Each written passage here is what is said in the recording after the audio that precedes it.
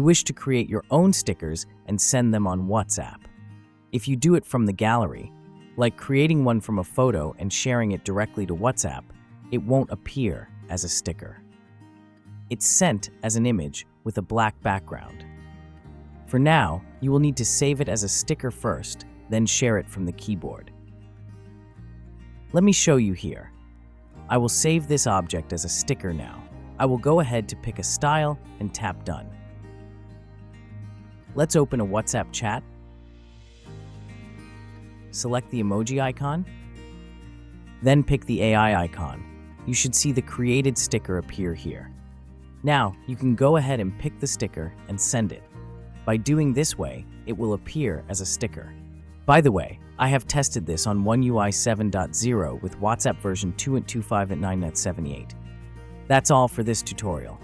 I hope it helps. As usual, thanks for watching.